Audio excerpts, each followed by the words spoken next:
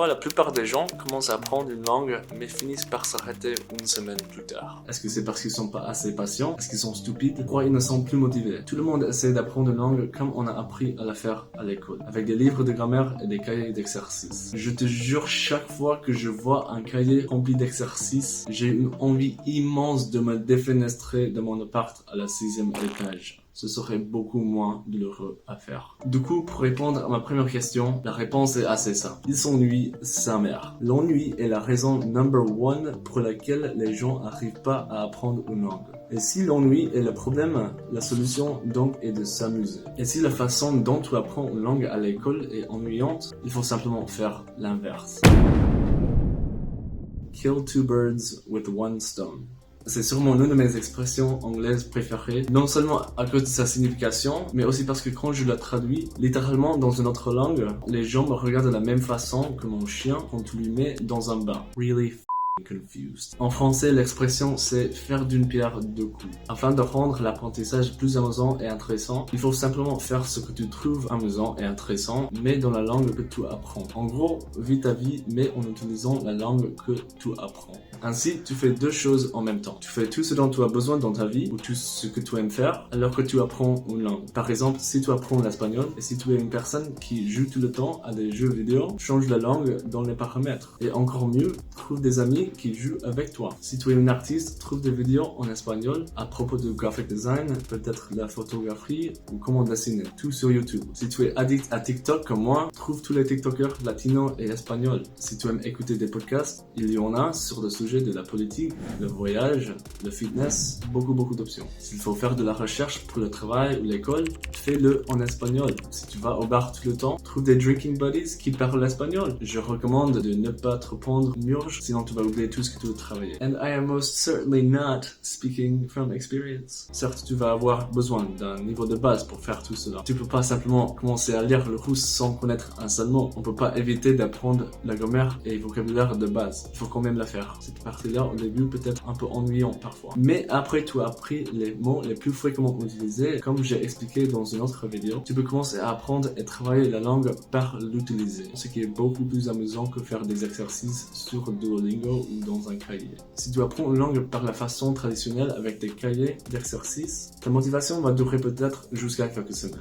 Au bout de la 3e semaine, tu vas probablement vouloir jeter un grille-pain dans ton bain, aka die. Mais si tu remplaces simplement la langue pour tout ce que tu fais déjà, la motivation va durer infiniment. Au début, tu auras un peu moins de motivation parce qu'il faut se concentrer sur apprendre le vocabulaire de base, ce qui est moins fun. Mais une fois que c'est fait, tu peux commencer à l'utiliser et au fur et à mesure que tu l'utilises et pratiques, tu seras de plus en plus motivé. Mais passer beaucoup de temps à utiliser une langue, c'est pas seulement important parce que c'est plus amusant et parce que tu restes motivé pendant plus longtemps. C'est aussi important parce que c'est comme ça que le cerveau apprend bien une langue. J'aimerais te présenter un concept important que tu connais peut-être pas déjà. Et ça, c'est language acquisition, ou en français, l'acquisition du langage. Je vous explique mon interprétation de ce concept.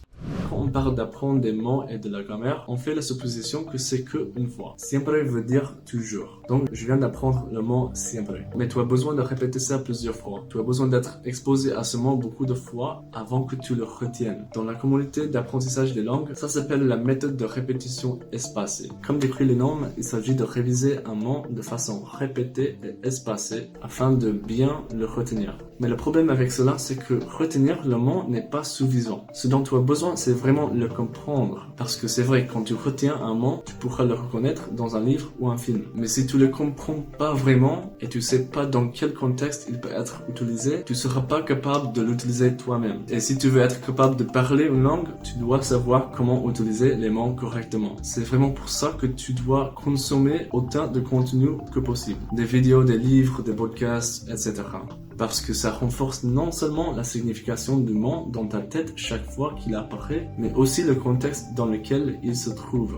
Lorsqu'on apprend un mot, il faut toujours pouvoir répondre à ces deux questions. Dans quelle situation on peut utiliser ce mot et comment on peut mettre ce mot dans une phrase. Et ça, c'est plus important que tu le penses. Je te donne un exemple. Quand j'ai commencé à apprendre le français, j'ai appris l'expression « en fait ». Et je me suis dit, bon, j'ai pas trop besoin de retenir ce mot. Je vais jamais l'utiliser. Mais le problème, c'est que je supposais que « en fait » s'utilise comme « in fact » en anglais, ce qui est la traduction littérale. Et en anglais, on dit « in fact » seulement quand on cite une statistique ou on fait un discours, donc presque jamais. Mais même si l'expression a la même signification, le contexte change avec la langue. Je dis in fact peut-être 2 fois par an, tandis que les filles parisiennes disent en fait 2 fois par phrase, minimum. Et c'est pour ça que apprendre par l'acquisition est si important. C'est aussi pour ça qu'après 10 ans d'apprentissage de langue à l'école, tu connais beaucoup de mots, mais tu sais pas les utiliser. Parce que tu as pas permis à ton cerveau de comprendre le contexte que tu peux seulement faire par t'exposer constamment à la langue. Apprendre les mots est quelque chose que tu fais consciemment. Et comprendre les mots est quelque chose que tu fais plutôt inconsciemment. Pour préciser, je dis pas qu'il faut pas apprendre du vocabulaire. Apprendre les mots les plus fréquemment utilisés est hyper important, même si tu le fais avec des fiches de révision. Mais une fois que tu les connais, tu dois commencer à les utiliser le plus vite possible. La majeure partie de l'apprentissage de langue consiste à utiliser la langue et apprendre par le contexte, pas par apprendre des mots et de la grammaire. Donc pour résumer plus clairement l'idée que j'essaie d'expliquer, un mot n'est pas qu'une signification, il y a aussi son entourage. Quand on apprend un nouveau mot, il y a 3 choses qui sont importantes. La signification, le timing, quand on peut l'utiliser, dans quel contexte, et le placement, où on peut le mettre dans une phrase. Et les 2 derniers peuvent seulement être obtenus par l'acquisition. Pour mieux comprendre comment appliquer tout ça dans ta vie, je vous explique comment je fais moi en ce moment. Le week-end dernier, j'ai passé probablement 15 heures à regarder Star Wars, jouer à Assassin's Creed et lire un livre sur la philosophie. Toutes des choses que j'allais faire de toute façon,